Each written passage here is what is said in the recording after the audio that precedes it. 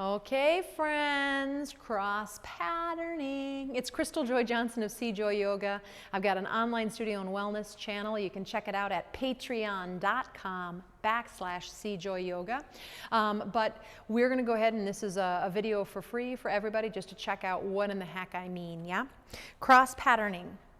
Anytime we move across the midline or coordinate the opposite sides of the body, we are working the hemispheres and the neurology in the brain, trying to balance them, bring them to balance, right? A lot of other things going on, a lot of other amazing benefits. You should check it out, cross patterning, do a search. But let's go ahead and get right into it, right? So standing in Tadasana, aka mountain pose is the English name or translation. Just look out in front of you, hopefully not at the device. You're not trying to take in detail. You have a soft focus, what in yoga we call a drishti point, yeah? And then just with looking straight forward, the eyeballs don't move. We're going to go into our peripheral vision. I want you to notice how much you can take in without your eyes moving to the right side of you, over to the left, up above you and down below you. And then taking in the whole periphery all at one time.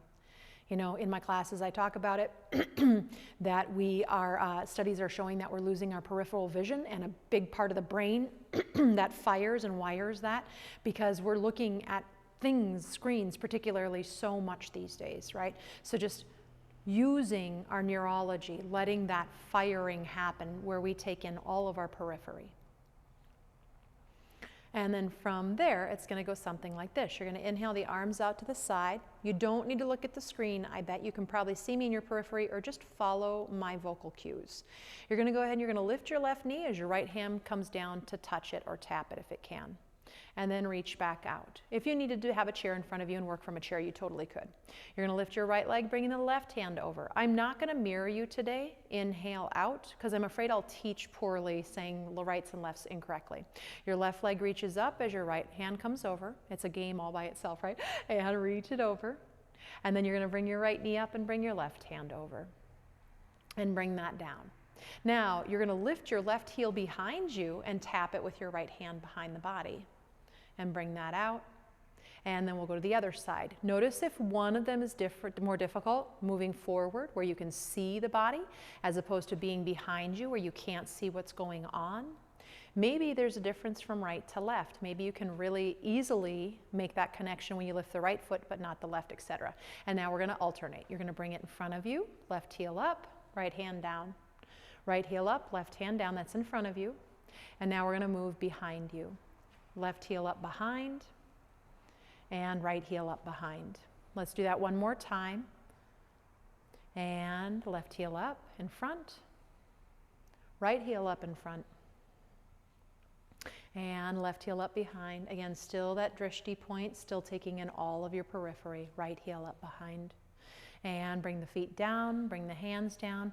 Maybe walk the feet back in until they're about hip distance. Still, same drishti point if you can manage, right? We're working focus here as well, yeah? Mental clarity. So from there, the next piece goes something like this. You're going to reach your arms up. You could totally do this hands on the hips or arms out in front of you. You're going to bring your left elbow up and your right elbow down.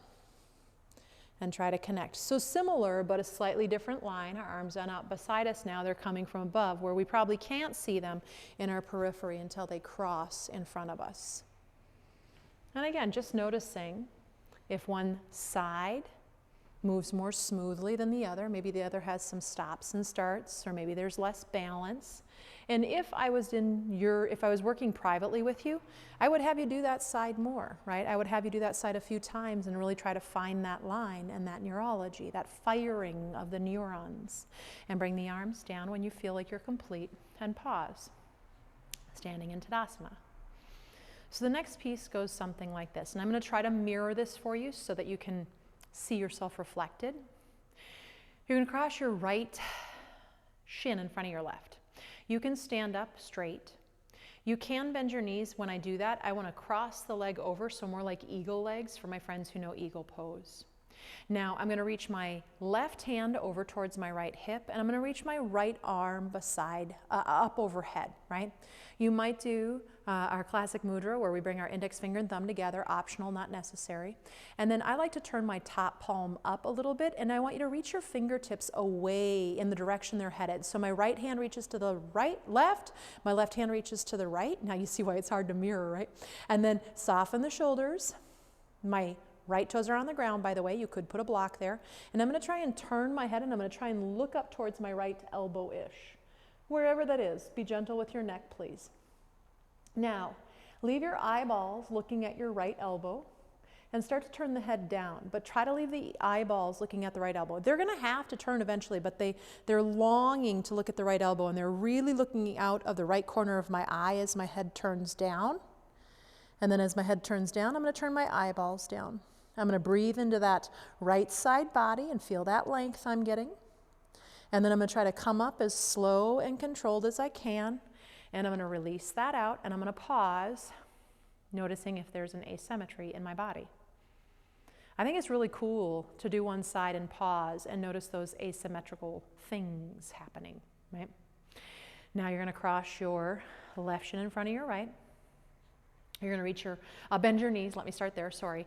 You don't have to bend the knees. You can leave them straight. You might bend them, and you might cross over for a little more challenge. And again, I would suggest toes on the ground because we're doing a lot of stuff with balance in the vestibular system and all kinds of stuff, right? And then from there, I'm going to reach so it'd be my right hand over towards my left hip. My left arm reaches over.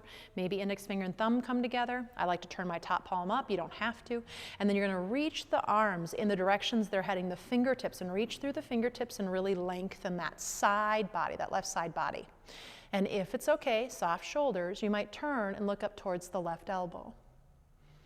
Right? Playing with balance in a big way. Your inner ear right now is like, whoa, what's happening? Now you're going to try to keep your eyes looking at your left elbow even as you start to turn the head down to look over your right shoulder. Again, really track those eyes out of the left side without straining them. No strain needed.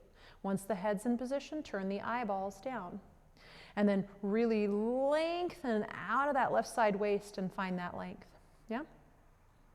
Again, try to control it as you come up. And you release it out. And pause.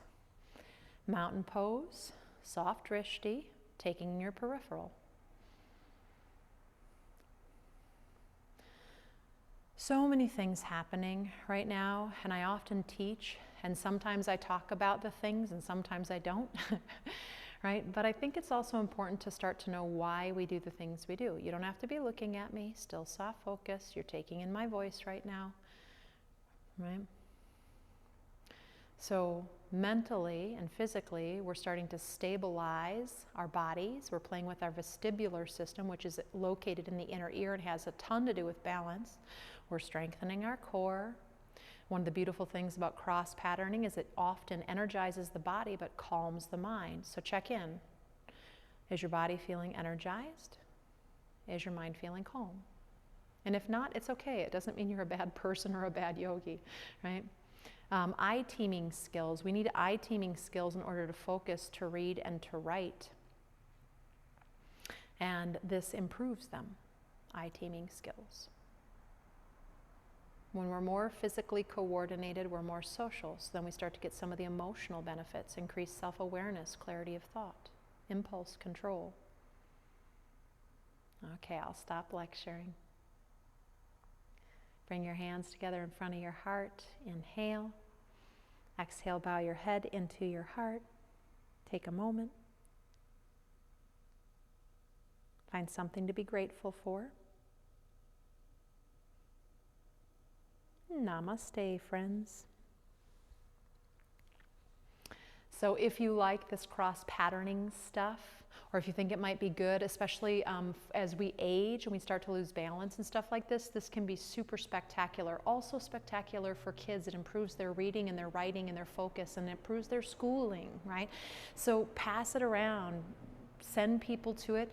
And I did a couple of videos that were dealing with cross patterning, which you can probably find on my YouTube channel. But you know, if you want to support me, I'm trying to make a lot of this free to people so that it benefits all people. But I'm also still trying to, you know, make a living. So feel free to go over to patreon.com/CJoy, the letter C, CJoyyoga.com, and become a subscriber. Only $15 a month, and you have access to over 100 videos, man. It's awesome.